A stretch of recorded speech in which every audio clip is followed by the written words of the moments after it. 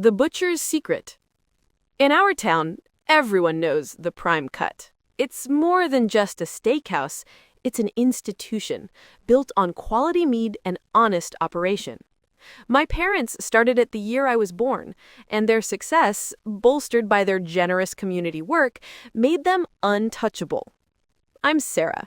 I started helping out at the main location just 3 months ago after college. That's when I noticed it. Someone was systematically stealing our premium top-grade beef. I checked the inventory, the invoices, the wastage logs. Everything was consistently wrong at the flagship store, the one my mother primarily managed. We were losing, conservatively, about 12 to 15% of our monthly beef purchases. That's hundreds of pounds of our most expensive product.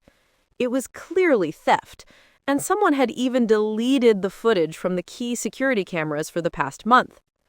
I immediately went to my mom. "Mom," I said, pulling her aside, "the inventory is seriously off. Someone is stealing the beef, and they deleted the CCTV footage." She shushed me, looking around nervously. "Sarah, we have guests and employees here. We gave out quite a few complimentary dishes to our regulars this month. That's probably it." "It's not just complimentary steaks, Mom. It's gone. And deleting the footage proves it's an inside job." She frowned, her kind eyes full of disbelief. "Most of our core staff, the servers, the chef, the manager, they've been with us forever. They're family. I don't believe any of them would do this." Her voice softened. "If they did, they must be desperate. Let's not create a scandal. It's bad for the business. Your father needs to avoid stress. You remember his blood pressure? I'll take over the logs and staff oversight completely. Please, for me, let it go." My mother is too kind. She'd rather take a loss than confront a loved one. But I couldn't ignore a crime. Since she forbade involving the police, I decided to observe the staff myself. My top 2 suspects were obvious. First, Mike Johnson, the restaurant manager. He had immense authority over operations and security access. Second, Chef Greg Taylor, the head butcher. Every piece of prime beef passed through his hands, and he had free access to the walk-in freezers. Mike, known as a real penny pincher, was a surprise suspect until my favorite waitress, Carla, told me about his argument with my dad 3 months ago. My dad had promoted me over Mike to be the general operations coordinator, a position Mike felt he deserved after 2 decades. "Mike lost it," Carla recounted. "He yelled, 'I changed your son's diapers. If this is how you treat loyalty, I guess I'll have to start taking what I'm owed.'" Mike had a clear motive: anger and a desire for revenge. Chef Greg was the other likely person to physically move the meat. I noticed he often disappeared during break time. One afternoon, I saw him emerge from the main walk-in freezer looking flustered. A hostess named Brenda quickly followed him out. They were using the cold storage as a private getaway, a clear security violation and a possible reason for the deleted security footage. Brenda, a single mother needing money, now looked like she could be involved. But despite watching Mike, Greg, and Brenda closely, I couldn't catch any of them stealing. I started staking out the restaurant after hours. A few nights later, my surveillance alarm went off. Someone was inside. I rushed over. A delivery van was parked back out. And then I saw the person carrying a box of frozen steaks out the service entrance. I froze, absolutely stunned. The thief was my mother, Linda.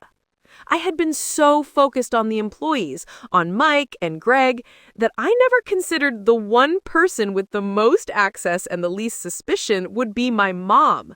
She had the key card. She was deleting the footage. I watched, hidden in the shadows, as she completed the sale to an unknown man. But what happened next was even more baffling. She immediately handed the stack of cash from the sale to a young woman waiting in a nearby car. That young woman was Brenda, the hostess. Brenda wasn't the thief, she was the recipient of the stolen money. I confronted my mother, but she only said she was helping a good person in need. The truth eventually came out, but not from my mother. I found out Brenda's original name was Jessie Vance.